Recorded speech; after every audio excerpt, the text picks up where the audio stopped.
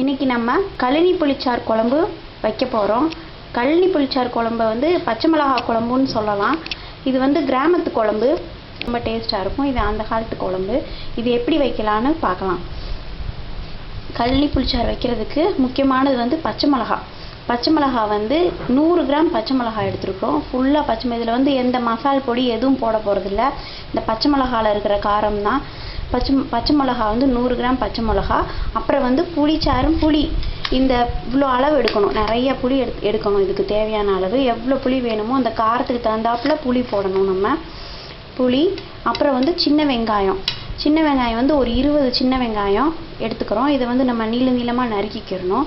அப்புறம் வந்து தக்காளி வந்து 2 தக்காளி, வத்தல் வந்து 3, கருவேப்பிலை வந்து கொஞ்சம்.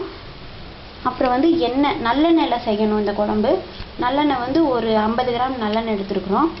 கடுகு, உளுந்து போட்டிருக்கோம். வெந்தயம் போட்டு தாளிக்கணும்.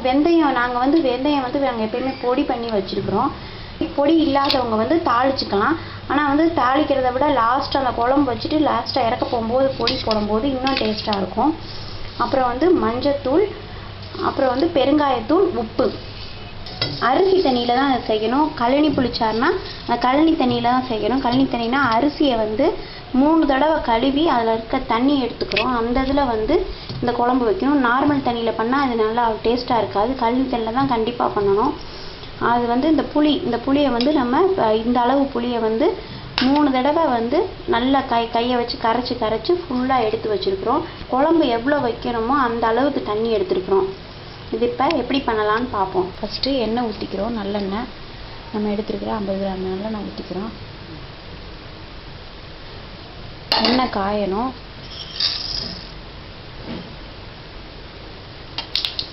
இப்போ கடுகு உளுந்து நல்லா வெடிச்சிருச்சு. இப்போ வந்து பெருங்காயம் போட்டுக்கிறோம்.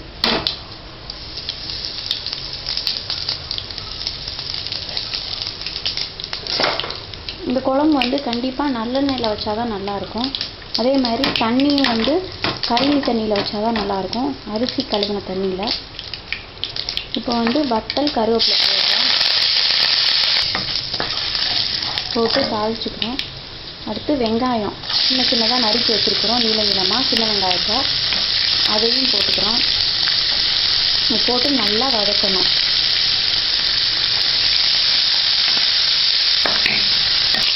இப்போ வந்து பச்சை மிளகாவை போட்டுட்டோம்.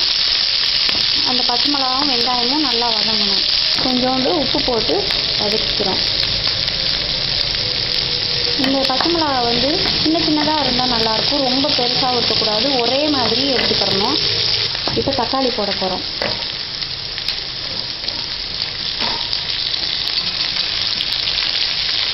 அதையும் போட்டு நல்லா வதக்கிக்கிறோம். இப்போ வந்து நல்லா வதங்கிருச்சு. தக்காளியும் நல்லா வதங்கிருச்சு. இப்போ நம்ம எடுத்து வச்சு அந்த புளி தண்ணியை ஊற்ற போகிறோம். புளி தண்ணியை வந்து புளியை நல்லா வடிகட்டிட்டு நம்ம எடுத்து வச்சுருக்கோம். தண்ணியை ஊற்றிட்டு உப்பு ஊற்றிட்டு இப்போ மஞ்சத்தூள் 1 டீஸ்பூன் மஞ்சத்தூள் போட்டிருக்கோம். இப்போ நம்ம கொதிக்க விடணும். இப்போ வந்து குழம்பு வந்து கொதிச்சுக்கிட்டு இருக்குது. நல்லா கொதிச்சிருச்சு. இன்னும் ஒரு 5 நிமிஷம் கழித்து சிம்மில் வச்சு இறக்கணும். அது இறக்குறதுக்கு முன்னாடி வெந்தய பொடியை போட்டு நம்ம இறக்குறோம். இப்போ வந்து நம்ம அந்த வெந்தய பொடியை கொஞ்சோண்டு போட்டுட்டு சிம்மில் வச்சுக்கிறோம். புளி தாளிப்போம்ல, அதுக்கும் வந்து லாஸ்ட்டாக 1 ஸ்பூன் போட்டுட்டு நம்ம சிம்மில் வச்சு எடுத்தோம்னா நல்ல வாசமாக இருக்கும். ட்ரை பண்ணி பாருங்கள். இப்போ வந்து நம்ம அடுப்பை சிம்மில் வச்சுருக்கோம். கொஞ்சம் வற்றணும். தண்ணியெலாம் வற்றின பிறகு நம்ம கழனி புளிச்சாறு குழம்பு ரெடி. இது வந்து அல்சர் பேஷண்ட்லாம் சாப்பிட்றாதீங்க. இது வந்து நல்ல புளிப்பு, காரம் இந்த மாதிரி பிடிச்சவங்களுக்கு சாப்பிடலாம்.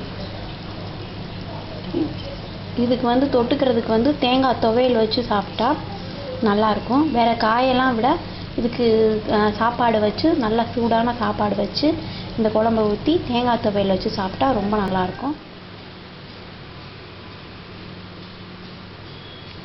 நம்ம கழனி புளிச்சாறு குழம்பு ரெடி ஆயிடுச்சு.